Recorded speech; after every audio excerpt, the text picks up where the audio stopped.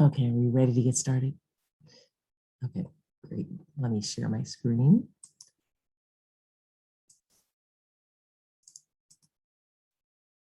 Give me a thumbs up, you guys, if you can see. You can? Okay, great.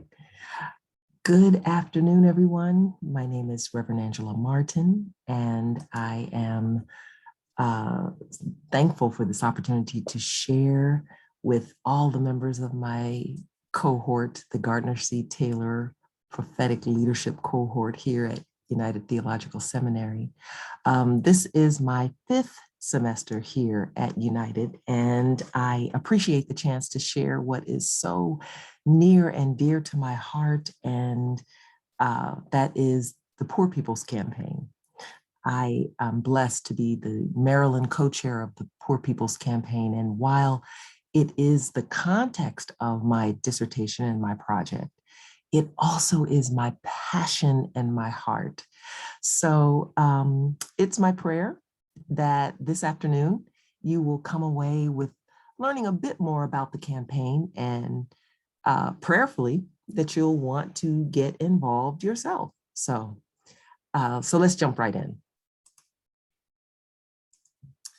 I like to set the scene for our discussion of the Poor People's Campaign by what I call setting the scene of the campaign. Let's set the backdrop of what was going on in the United States at the time. You know, it's sometimes said that when America has a cold, Black people have pneumonia, you know, to just kind of further reinforce the fact that when things are going bad for most of America, things are especially bad for those persons who are people of color. And so in thinking of that and remembering 1968 and the scene of the campaign, you really have to go back to a time before that, which was in the summer of 1966. And in that summer, a hot, scorching summer, Dr. King and his very close friend, Reverend Dr. Ralph Abernathy, traveled to Marks, Mississippi. And their trip was twofold in purpose. They came in support of the efforts of James Meredith, who was a young civil rights activist and was leading a march against fear from Memphis, Tennessee to Jackson, Mississippi, in order to draw attention to racial terrorism in the Mississippi Delta region. And while he was there, King and others intended to observe the conditions of a poverty that was widely present in Quitman County. Quitman County reported to be the poorest county in the nation. And on that day, while they were in Marks, Dr. King and Abernathy visited a Head Start daycare. And once they got there, it did not go unnoticed by them that most of the children wore clothes that were ragged and worn, and many of the children had no shoes. And even though they were intelligent and adorable, most of these bright-eyed children looked malnourished. And at lunchtime, the Head Start teacher reached for a box of saltine crackers and a paper bag that contained some apples, and the children were waiting, hungry, and swarmed around her to watch with kind of a focused, non-blinking, intense kind of concentration.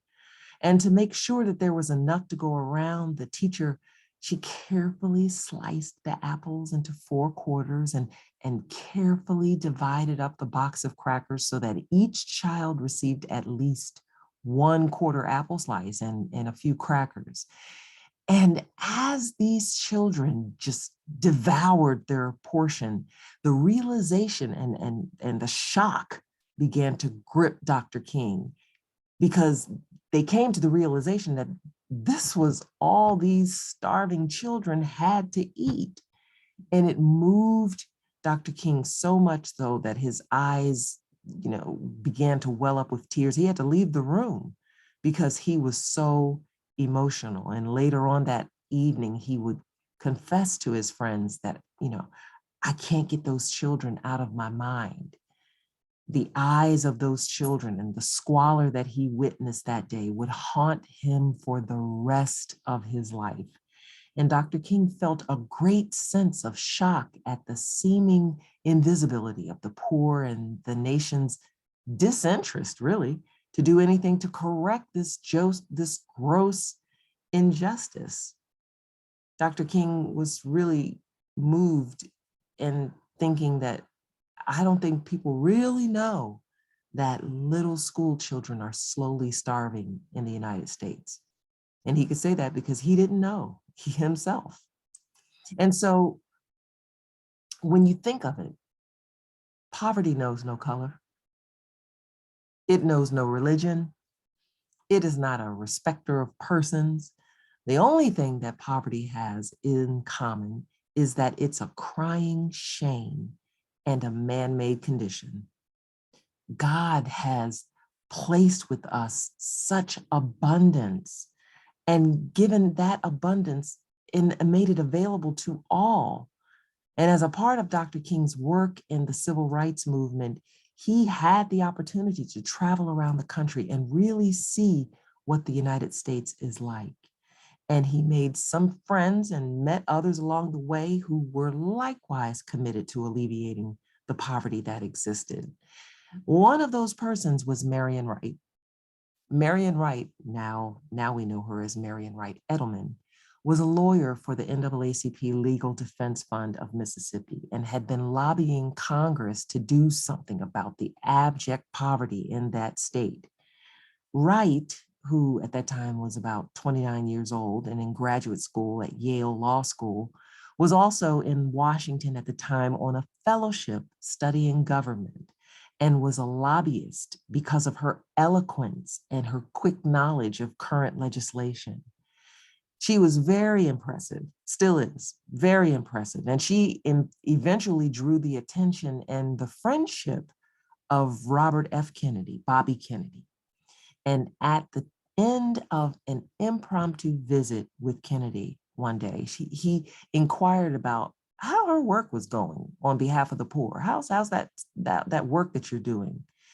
And frustrated, she voiced her concern about how slow things were moving in Congress and how little progress was being made. Kennedy made the offhand suggestion that it's necessary to make the struggle personal. He suggested that they need to put a face on poverty to create a sense of urgency with the legislators by telling the stories of the poor. That will get them moving. You know, if you tell King to bring the poor to Washington, meaning that if King were to ever going to get congressional support or get Congress to move, he needed to bring the issue of the poor before congressional lawmakers. Well, she brought that message right back to Dr. King, and voila, a movement was born. King said, oh, I'll bring the poor to Washington, all right. Literally, I will bring the poor to Washington. And so if we also think about it and remember, during that time period, the Vietnam War was at its peak. The highest US casualties that year was in 1968, 17,000. The highest US deployment of men and some women, 541,000. Over 500,000 people were deployed. The Tet Offensive was a turning point against the US, and anti-war movement had really begun to kick into gear and was fully engaged with student protests and protests against the war. Billions of dollars were spent fighting the war in Vietnam in order to, as they say, spread democracy and freedom abroad. During this time, Dr. King stepped into what I call his true prophetic voice in a speech at Riverside Church in New York on April 4th, 1967. Now, when we're setting the framework and setting the scene for what went down in 1968, we cannot miss this major catalyst that took place And it really laid the groundwork for the movement. On April 4th, 1967, Dr. King gave a speech at Riverside Church that has come to be known as King's Beyond Vietnam speech. It's called that mostly because his speech addressed the issue of Vietnam, but really the speech is entitled A Time to Break Silence. Because of this speech, King used his prophetic voice to speak truth to power, and he was also dubbed the most hated man in America. When we think of King, we think of I have a dream and love and peace and nonviolence. And we think of King in kind of this Disney-like caricature that doesn't speak to his true radical nature, his true hardcore radical nature. And ironically, it was this speech on April 4th, 1967, that really launched King and solidified him in prophetic history. It also marked exactly 1 year later that he would be assassinated. In his speech, he basically called the United States, and specifically Lyndon Johnson's administration, he called them to task and asked, why are we spending this money to fight a war when people are dying right here in the United States? We're trying to spread democracy. How about starting with democracy right here in America?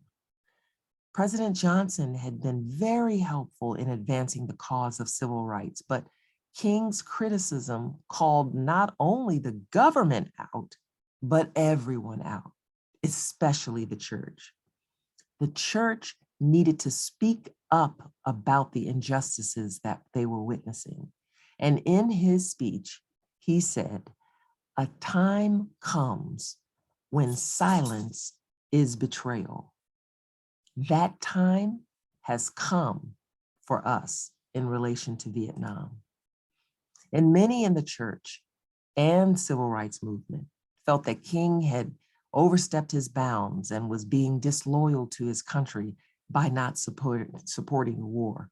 But King could no longer sit silently by and watch mothers holding their dead babies, children, men and women being dismembered by bullets and bombs. He could not sit silently by and watch God's children suffer at the hands of injustice. There comes a time when silence is betrayal. And so, if I may, I'd like to go a little bit deeper in what was going on at the time and share a video with you.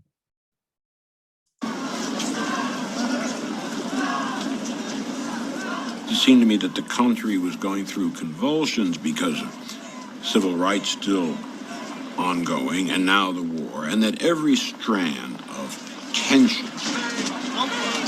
of division, led to Martin Luther King, that he was at the center of dissidence and a nation divided against itself.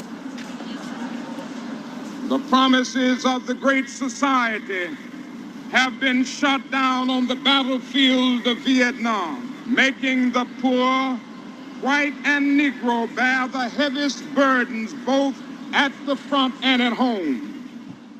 The reaction of the press was the most damaging public reaction that he had from the white press. It was one of the few times when people felt that King was naive, that he had expected the Vietnam War critics to take his criticism as face value for being heartfelt and for what he was really trying to say. Most people said, you don't have any business talking about this, stick to civil rights. My objection is what Dr. King has done, and as I said, I don't question his motives, I question his judgment, in that in tying the Vietnam War into the civil rights movement, that he is doing irreparable harm to the civil rights movement. He is losing thousands and thousands of allies. Others can do what they want to do. That's their business. Other civil rights leaders for various reasons, refuse or can't take a stand or have to go along with the administration, that's their business. But I must say tonight that I know that justice is indivisible.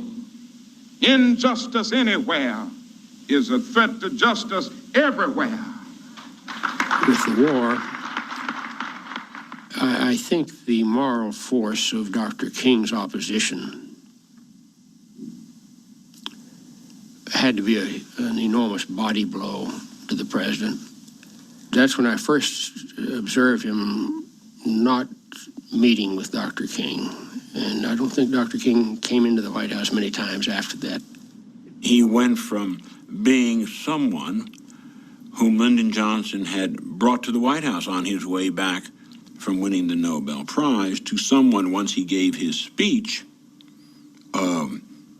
attacking the war in '67, and you'll have to pardon the language, Johnson referred to as a nigger preacher. I want to make it very clear that I'm going to continue with all of my might, with all of my energy, and with all of my action to oppose that abominable, evil, unjust war in Vietnam. King begins to see that what was happening in Vietnam was also connected with poverty and connected with racism and classism. And that's when he begins to think about another march. And this march is going to be a march to transform the economic situation of people in this country.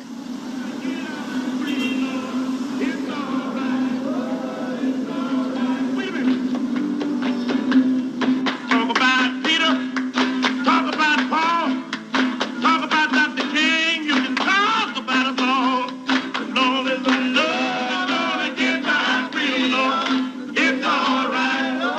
It's all right. What's going to happen when you bring these same people? Stokely's been out of touch with them, when these people are still allied to Stokely. When you bring them to Washington, he's going to be right there. Listen, I want this movement to work. Wait a minute, man. And I want to cut down the possibilities of outside education. The last ferocious debate within King's inner circle was over whether to try to build a whole movement out of the Riverside speech against the war or do the Poor People's Campaign. If Dr. King, is serious in what he's projecting, it would seem to me that he has to be able to rally these forces to really have what you call a united black movement around the country, to include those guys who are willing to die by shooting at the cat on the rooftop. Now, I know nonviolence will work. I know it will work. It works in personal relationships. It works in marriage. It works with children. And it works with Bull Corners. Yes. And it works with Jim Clark. Yes. And it can work in Washington. Yes. The Poor People's Campaign ultimately won Dr. King's allegiance because even though he didn't expect it to be embraced at the time, it was the right call. It was the next headlight. It was saying, we have people in this country who, no matter what laws are passed, are still going to be so damaged and so excluded and so invisible that the richest country in the world needs to take special steps. We have to do it for our own sense of dignity, our own self-respect, our own determination. I was home this particular day, January 15th. They were at the church planning a march. And they called me and said, we're concerned about Doc. And said, we haven't seen his laughter in a long time. And we need to see that old spark again. And we think you can help us get that spark back. So will you come over to the church? And we're going to celebrate his birthday. We're going to take a break around 4 or 5 o'clock. And we're going to celebrate and give him a little surprise. Hey, don't let him out of here. Happy birthday to you. Happy birthday to you. Usually the staff would give him a suit for his birthday. And this time, Andrew Young and Abernathy and Jesse Jackson and the people around him said, let's don't give him a suit. Let's give him some laughter. Let's make him laugh. And so that was my assignment, to come over and make him laugh. We know that you really don't need much, but we thought that some things you ought to have. So we searched around, and knowing what's coming up for you, we thought you'd be strung out on a shoestring. So when you go to jail, here's some shoestring potatoes. We want you to...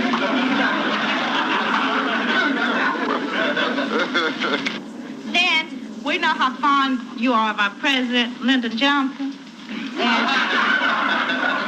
And we know how you're supporting everything. I've got this little cup for you, and I want this back because it's mine. And it says, let me read. It says, we are cooperating with Lyndon Johnson's war on poverty. Drop coins and bills in the cup. So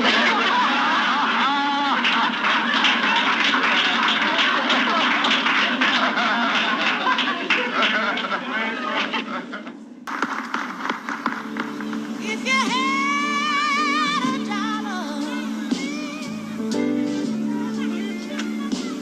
and I had a dime. As war raged in Vietnam, the government's war on poverty suffered.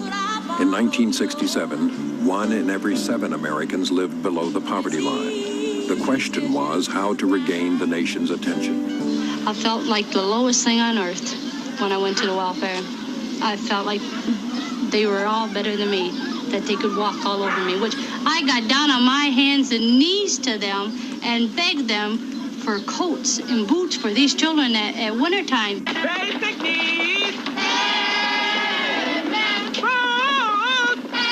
King was searching for national solutions.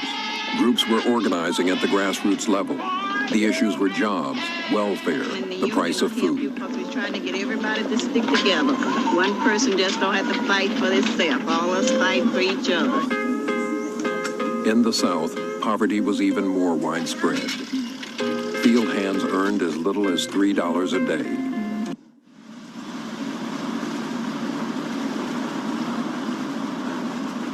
Part of the Poor People's Campaign was Martin Luther King wanted to go and listen to the people. So we had hearings. Marks, Mississippi, one of the first places we went. Bond. Yeah. I am the mother with 6 kids, 6 children. I live on a plantation in an old piece of house. They don't know what else get a good meal. We go work in Miss Ann's house for $2 a day. If we don't want to do that, she tell us, well, you got to move. See, where you going to go to, you don't have nowhere to go to. That's where the Poor People's Campaign started. Martin Luther King says he's absolutely convinced that the rest of the world needs to hear the testimony of these people. And I just want you to know how deeply moved I have been. I've listened to your problem, and it has touched me. It is awful, Doctor. And I just want you to know that we are with you, and we are going to work with you and work in your behalf. Thank you very much. Our plan was to mobilize people in about 15 different poverty areas. We had poor whites, we had Native Americans, we had Hispanic, we had rural blacks, urban blacks. It was sort of decided that this was not something we could win. But we remembered that the bonus marches in the Depression didn't win either. They actually got run out of Washington by General MacArthur. But their being there set the stage for the New Deal. The other thing I want you to understand is this, that it didn't cost the nation 1 penny to integrate lunch counters. It didn't cost the nation 1 penny to guarantee the right to vote. But now we are dealing with issues that cannot be solved without the nation spending billions of dollars and undergoing a radical redistribution of economic power. We assemble here together today with common problems, bringing together ethnic groups that maybe have not been together in this type of meeting in the past. I know I haven't been in a meeting like this, and it's been one of my dreams that we would come together and realize our common problems. Power for poor people will really mean having the ability, the togetherness, the assertiveness, and the aggressiveness to make the power structure of this nation say yes when they may be desirous of saying no. We didn't have a chance to grieve after Martin's death because we had to keep the Poor People's Campaign going, and we did. We took the poor people to Washington, and we made our point, even though it poured down rain and we were in a puddle of mud. Then Robert Kennedy got killed, and we really fell apart. Someone wrote a poem. It said, now that he is safely dead, let us praise him. For dead men make such convenient heroes. They cannot rise up to challenge the images we fashion for them. Besides, it's easier to build a monument than it is a movement.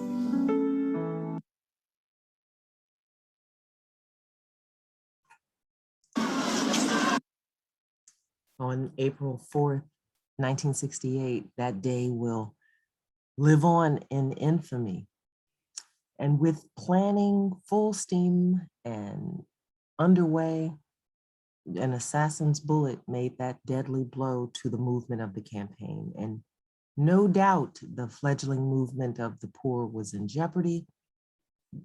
And some of the organizers wanted to call off the campaign, which was set to begin that next month. And others had lost heart and were grieving, but ultimately, they decided that this movement of the poor was too important to Martin to just let die with him. And so they had to press on and come to Washington. And so the next month, a mule train of 17 wagons departed from Marks, Mississippi, and connected with Alabama and Georgia and the Carolinas. To pull it off, it took a dedicated team of volunteers to coordinate all the logistics of food and lodging and transportation and equipment and rider support. The trek from Mississippi to Washington was expected to leave before the start of the campaign and arrive in Washington between May 12th and May 19th. But after overcoming the issues of equipment and organization and even sabotage by local law enforcement, the mule train departed Marks, Mississippi on May 13th, 10 days later than it was actually planned. Volunteer riders would leave and could leave the wagon caravan and join by bus at various points within the journey. Mules and horses were switched out along the way, and measures were taken to avoid being on the road late at night, to avoid any encounters with the Ku Klux Klan. SCLC provided staff to travel with the wagons and help address their needs. And in addition, 2 trucks rode alongside the wagons. One truck carried portable toilets for those in the wagons, along with feed for the mules. And then another truck carried the personal effects and belongings of those people who were riding. And in the meantime, participants from Baltimore, Philly, New Jersey, New York, Boston traveled by car or even by foot to Washington. Westward caravans from Chicago and Detroit and all other cities from the Midwest also made their way to Washington. This spring campaign, this movement of the poor was organized into 3 distinct phases. The first was to construct a shantytown known as Resurrection City on the National Mall between the Lincoln Memorial and the Washington Monument.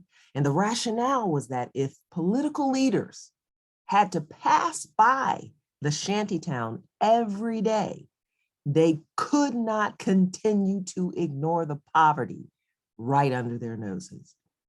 And so Resurrection City planned to house between 1,500 to 3,000 campaign participants, and people from families all around the Washington metropolitan DC area could be used as additional residences for the overflow. The permits were obtained from the National Park Service and all systems were a go. So some world-class community leaders set up camp in Resurrection City, and this ragtag community of the poor came together to help one another right from the start. The city had dining facilities, toilets, centers for childcare and persons to receive medical treatment, a town hall, and even a space for kids to learn, which they called freedom schools. Resurrection City was also called the City of Hope. The second phase was to begin a series of nonviolent public demonstrations and mass marches to protest poverty in this country. Then the last phase of the campaign was to pressure Congress into meeting the campaign's demands by initiating a nationwide boycott of major franchises, industries, and shopping. Because what the planners of the PPC sought to capitalize on was the lessons that they learned from the Montgomery bus boycott. If we wield the power of consumerism, we can get the world's attention.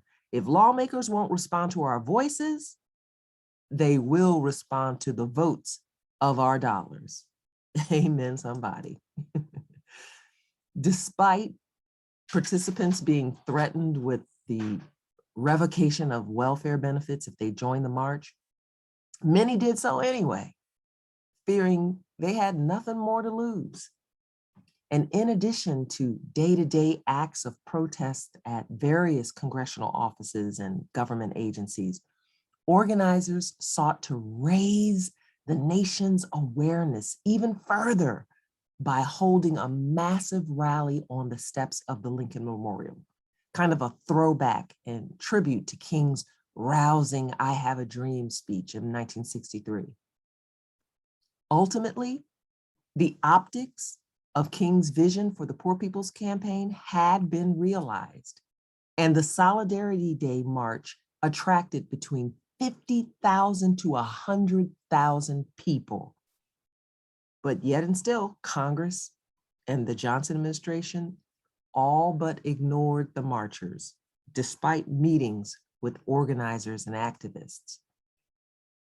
Well, not everyone in Resurrection City was committed to the principle of nonviolence. If we're going to tell the story, you have to also tell the story that rivaling gangs from Chicago and other places made their way to the city as well.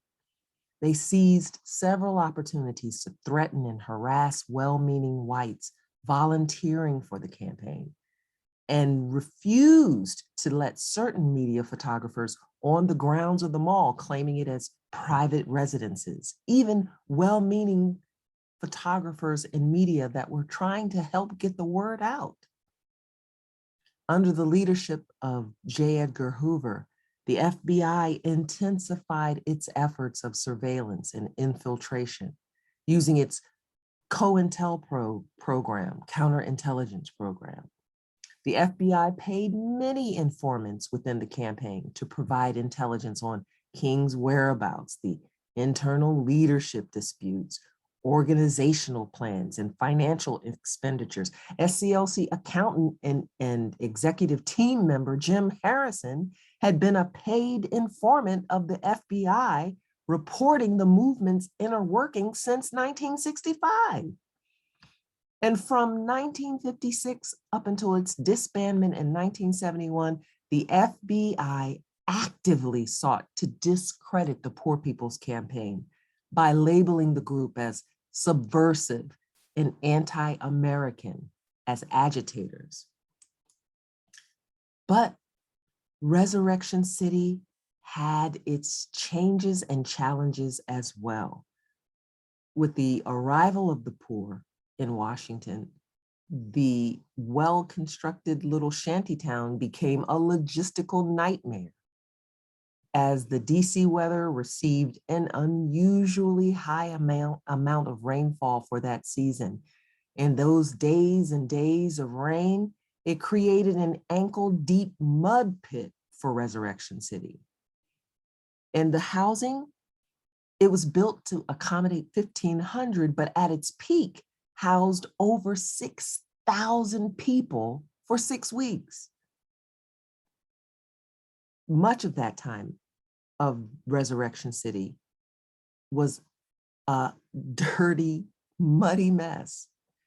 Less than optimal living conditions, overcrowding, troublemakers, undercover agents, and infighting between its political and social leaders really inadvertently turned Resurrection City into a microcosm of the United States. Reports of violence in the city and rumors of weapons and arms began to concern Reverend Abernathy and other SCLC members. They were concerned about how to bring Resurrection City to a close. The park permits expired on Sunday, June 23rd at 8 p.m. and Abernathy had negotiated a dignified and peaceful withdrawal of residents from the mall. But the morning on the next day, June 24th, the authorities began to sweep through the camp outfitted with crash helmets and flak vests and gas masks and gas guns and billy clubs. Every third man in the line carried a shotgun. The area was cleared of all residents, and by nightfall, Resurrection City was razed to the ground. The poor returned to their previous existence, either by bus or by train, paid for by SCLC, or by carpool. And in the ultimate move of irony, the National Park Service sent the SCLC an itemized bill for $71,795 for the wear and tear of the grounds and the site of Resurrection City. The government demanded immediate payment by the poor people. Ain't that some stuff? So in 1968, if we think and remember after the campaign was over, 1968 was a presidential year. Robert F. Kennedy was assassinated during the Democratic primaries, which led the way for Nixon to defeat Humphrey with 43% of the popular vote. And while third-party candidate and segregationalist George Wallace lost, he still carried 13.5%. After the campaign, it cannot be denied that the sleeping giant began to awaken all over the world. In France, the student revolt and general strike had taken curd. In Mexico, the Tlatelolco Square massacre occurred when those students began to protest. In Czechoslovakia, you've got the Prague Spring. In Orangeburg State, another protest erupted. Smith and Carlos's Black Power salute during the Summer Olympics, and the United Workers' grape boycott, and Cesar Chavez's hunger fast, and the National Organization of Women protesting a Miss America pageant. All kinds of persons began to stand up for their rights. So fast forward to now. The Reverend Dr. Liz Theo Harris and the Reverend Dr. William J. Barber II, who had each been moving in the same direction toward a movement of the poor. She in New York and he in North Carolina, came together on December 4th, 2017 at a press conference to announce the relaunching of the Poor People's Campaign, a national call for moral revival. It would begin on the 50-year anniversary of the first Poor People's Campaign on May 2018.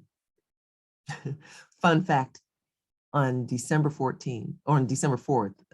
2017, on that day when they were launching the Poor People's Campaign, that was also the same day that I was opening an envelope that was my acceptance into the D-Min program here at United. When I began at United and answered the Lord's call to seek a doctorate of ministry, I had no clue what I would be working on. And I didn't even know what context but God knew what was up all along. Can I praise him? I'm not going to show you that video. But today, the Poor People's Campaign, a national call for moral revival, has picked up this unfinished work of Dr. King. From Alaska to Arkansas, the Bronx to the border, people are coming together and crossing lines that were previously drawn to divide us. We understand that as a nation, we are at a critical juncture, that we need a movement that will shift the moral narrative, that will impact policies and elections at every level of government and bring building lasting power for poor and impacted people.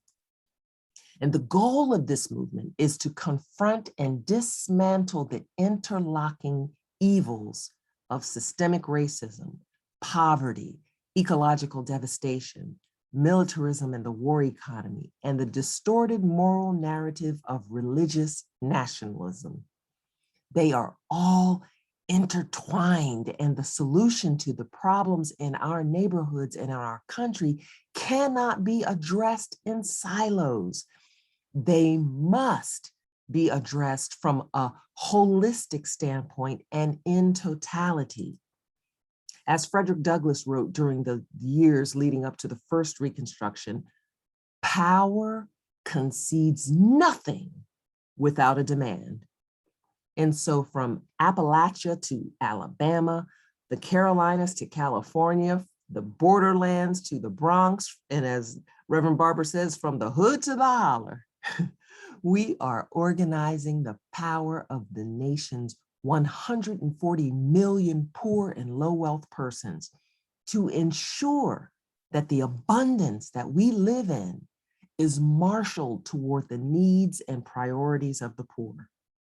We are carrying forward the legacies of the first Reconstruction and the second Reconstruction, and their demands for equity, liberty, and justice for all.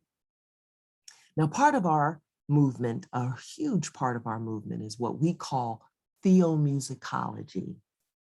Theomusicology and the arts play a major part of our campaign.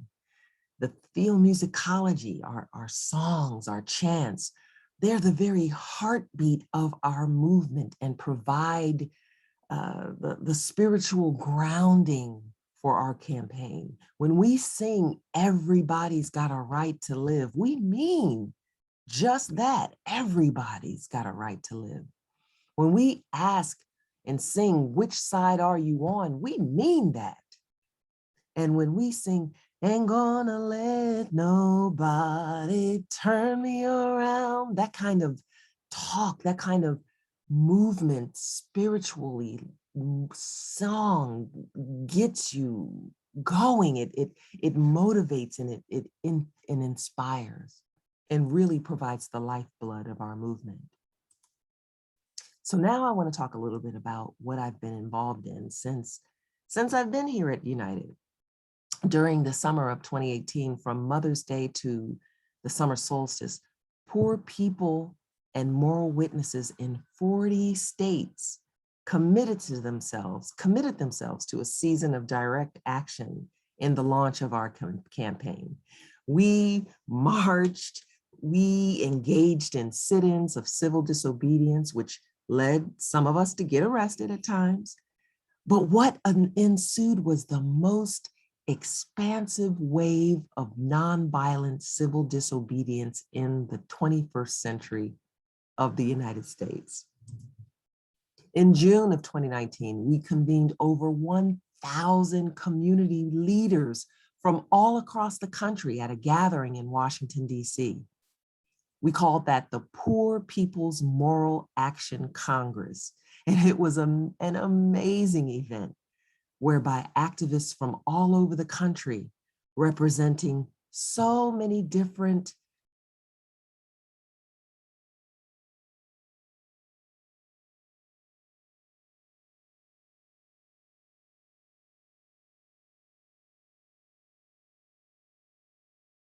day.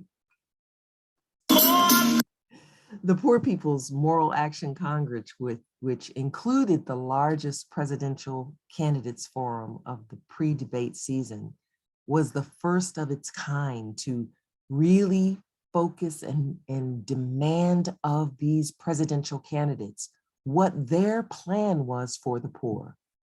It was outrageous that in the last presidential election cycle, there was no mention of poor and low wealth persons. There was no mention of the poverty that exists in this country. All we heard talk of was Hillary's emails, but the poor was not even on the agenda. This time around, we were intent about changing the narrative and bringing the focus where it should be, on the poor. And so we met with all of the political nominees who agreed to come, and an invitation was extended to every party person, because we are a nonpartisan organization. We don't support any of the parties. We support our agenda. In our Moral Action Congress, we also released our Poor People's Moral Budget in a hearing before the House Budget Committee. You know, it's one of those things where we always hear from lawmakers saying, well, I would love to help the poor, but we just don't have the money. Well, what we did was we got together with some of the leading economists all over the country, some of the brightest and best minds. And we sat down and we developed a comprehensive budget and showed them exactly dollar for dollar where you could get this money and how making these investments in our economy and in our people would ultimately help the overall nation as a whole. It would end poverty. We have the economic means to end poverty, and we put it right in a budget in black and white and presented it before the House Budget Committee. This is the first time anything like this has ever been done. Then, over the next 9 months, we embarked on a 25-state We Must Do More tour. More meaning mobilize, organize, register, and educate. Then we were in the planning stages of the June 2020 March. We were determined that all roads would lead to our mass Poor People's Assembly and Moral March on Washington. We sent save the date cards. We rallied our troops all across the country, and we planned diligently. We organized, we mobilized, and we were all set. But COVID. COVID had other ideas, and we really thought, oh my gosh, what will we do? But we did not give up. And so on that day, instead, we held a digital mass Poor People's Assembly and Moral March on Washington. It was the first and largest ever digital mass Poor People's Assembly. More than 1.2 million people viewed the gathering via Facebook on Saturday morning, and then nearly 200 different groups, including houses of worship, hosted the stream on their Facebook pages. The event was also broadcast on MSNBC and various radio stations. Among the policy demands of the Poor People's Campaign that we unveiled on that Saturday morning were a single-payer universal health care system, free tuition at public colleges, an assault weapons ban, ending the inequalities of the criminal justice system, and granting DC statehood. Then, after our summer of the Moral Action Congress and March on Washington, we demonstrated the power of poor people to be agents of change in not only just one election, but at the very heart of this democracy. And data is starting to be released right now in how the vote of poor and low wealth persons played a significant effect on the 2020 election. Starting at the Supreme Court and ending at the Senate, we then demanded that the US Senate put an immediate stop to the sins of stealing the Supreme Court, stopping police reform, suppressing the vote, sabotaging the USPS, stopping COVID relief bills, stealing healthcare, stifling living wages, and separating families. All that we marched in front of the Supreme Court in our Remembering Ruth and Breonna March. Then in June of 2021, the John Lewis For the People Voting Rights Act was our focus. We recognize that the efforts by the Republican Party and others to thwart our ability to vote. So that's why we marched in support of the John Lewis For the People Voting Rights Act. As a side note, I was so blessed to meet and to work and to march alongside one of my heroes, the Reverend Jesse Jackson. In June of 2021, as a part of the PPC, we don't just march on Washington, we march in other states as well. And so I was a part of a delegation that went to Charleston, West Virginia, and I organized with my fellow co-chairs of West Virginia and Kentucky to put their senators on blast, Joe Manchin and Mitch McConnell, to stop oppressing the poor. And on Monday, August 2nd, we gathered in DC again for a National Moral Monday action led by low-wage workers and faith leaders from all across the country. We demanded an end to the moral filibuster. We demanded to pass all the provisions of the For the People Act. We demanded they fully restore the 1965 Voting Rights Act. We demanded that they raise the federal minimum wage to $15 an hour. And we demanded permanent protections, dignity, and respect for all 11 million undocumented immigrants. Like before, many of us got arrested that day, including myself, but it was a part of a stand that we felt it important to take. And like I said in an interview with Sojourners magazine afterward, I am willing to put my body on the line. Our season of nonviolent, moral, direct action to save our democracy continued as we brought the voices and power of the people locally and to Washington, D.C., to let our electeds know we mean exactly what we said. Our vote must be protected, and we need living wages now. On October 12th, I got to be a part of the PPC delegation that met with members of the Progressive Caucus regarding the Build Back Better plan.